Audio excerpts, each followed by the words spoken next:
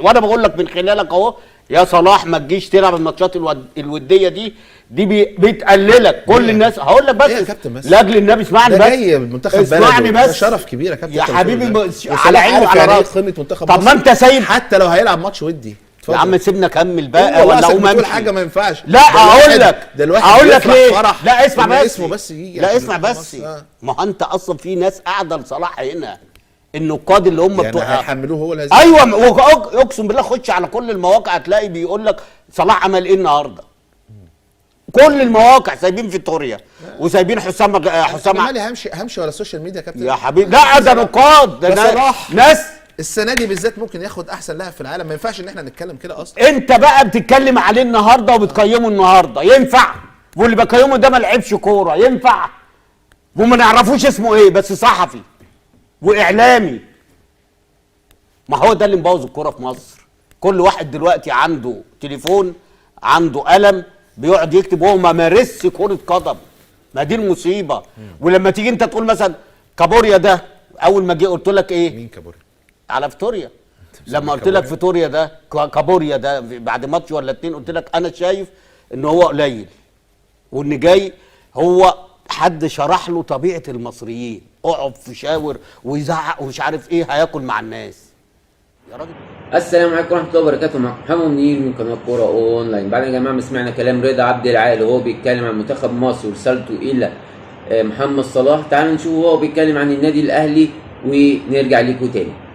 انا بقول لك لا خالص، انا لسه في بدايه الحوار. انا باخد منكم اسباب الهزيمه. خلي بالك انت اسباب الهزيمه رقم واحد النادي الاهلي، لا رقم اثنين المسؤولين. النادي الاهلي ملوش دعوه. رقم ثلاثة يجي في هو النادي الاهلي ولا لاعب النادي الاهلي؟ لا ما هو بيمشي كلمته على اي حد. انا هقول حاجه، لا ما تقوليش بس عنده بطوله وما عندوش بطوله. في مدير فني. انا سؤالي كنت اساله، لا مدير فني بياكل عيش. هل فوز النادي الاهلي ببطوله السوبر اهم ولا منتخب مصر اهم؟ لا ولا فوز منتخب مصر بمباراه تونس؟ لا يعني العدل العب ده والعب ده.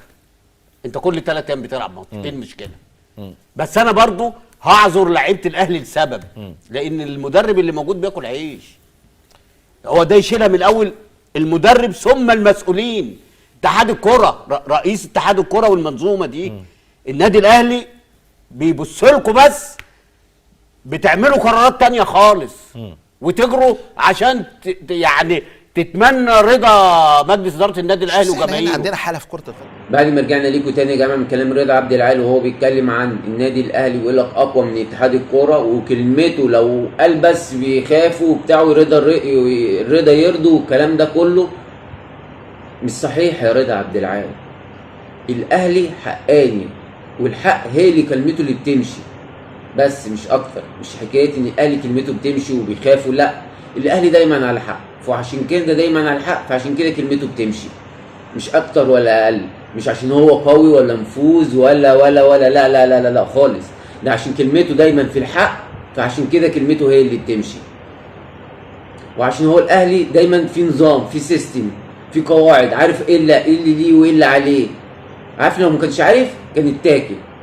ولو انت بتقول كده ما كنتش الماتش بتاع افريقيا اللي احنا لعبناه هناك في المغرب كنا لعبناه في المغرب، كنا لعبناه في ارض محايده، او كنا عملنا البطوله انها تتلعب هنا عندنا، بدل جواب استخبى وما رضاش يطلع لنا.